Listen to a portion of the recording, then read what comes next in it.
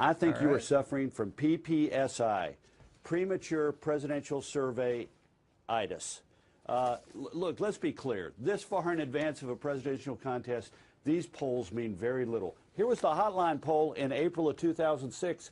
Hillary Clinton in the lead at 38, followed by Kerry, Edwards, Biden, Clark, Feingold, Richardson, Warner, and Bai down at 1%. Who wasn't even on the list? The guy who ended up beating her. That's how much time we've got.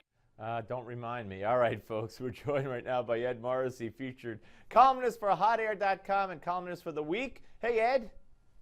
Great to be back with you, Steve. Thanks for having me on. My pleasure. Thanks for coming back. All right, so let's talk about that for a second. Where are we, in your view? You wrote a great piece on the GOP and the quote-unquote rigging of the 2016 presidential election. Where are we, in your view, on the Republican side? We're actually, I think, in very good shape if we don't do something stupid like try to pick a nominee in December of 2014. We've got a great bench coming up out of the gubernatorial ranks. You've got a wide breadth of policy directions coming out of there. You've got Bobby Jindal, you've got Nikki Haley, who might be an interesting candidate. You've got Susana Martinez in New Mexico. Of course, you've got Rick Perry in Texas, Scott Walker in Wisconsin. There's been some talk this week a little bit about Rick Snyder in Michigan and the fact that he's been able to rescue Detroit, at least for the moment. You got John Kasich in Ohio. You've got Chris Christie even in New Jersey. There's all sorts of great talent coming up. And it's a good opportunity for the Republican Party to have an open debate as to what its ideological and policy thrust should be for the next 4 years. And I'm actually very excited about going into this with wide open eyes and a wide open mind about which direction we should go in. It is exciting when you consider all the candidates. I mean, two questions for you. One, I don't know if I heard the name Mitt Romney, and every day I'm reading and hearing more and more about, he's interested, he wants to, and he might.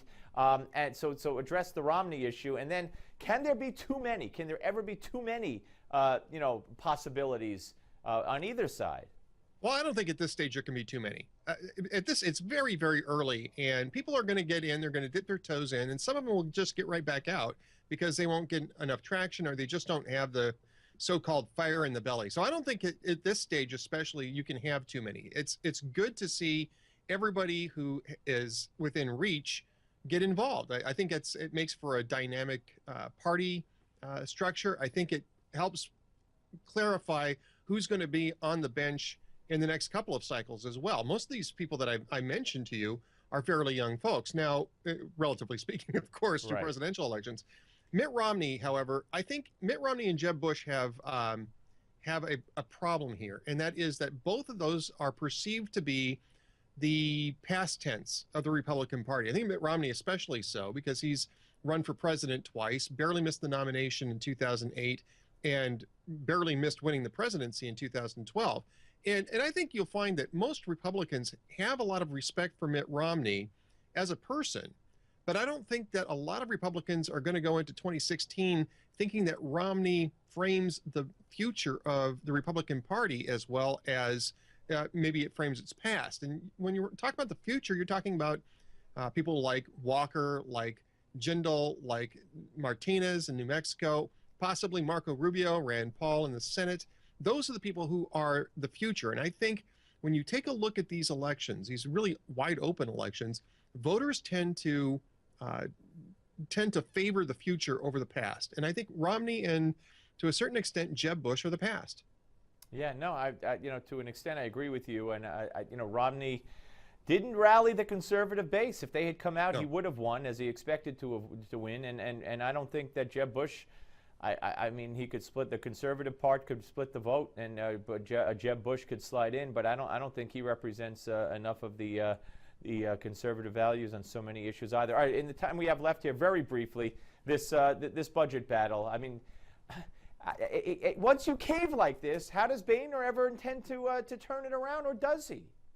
Well, I actually take a little bit more of an optimistic view of this.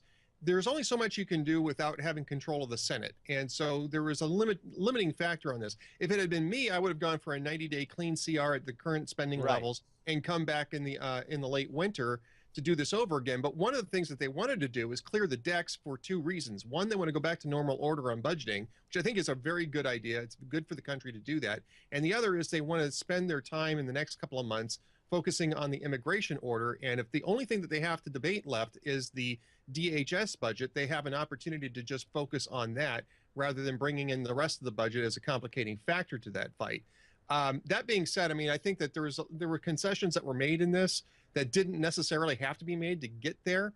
And yeah, like Michelle Obama's lunch program is what I'm hearing today as well. Hey, Ed. There's all sorts of things get thrown in there. Yeah, absolutely. Great to talk to you, Ed. Thank you very much, and have a Merry Christmas. Merry Christmas, Steve. Thank you. Take care. Ed Morrissey, ladies and gentlemen, hotair.com and The Week. When we come back, David Horowitz joins us. Don't go away.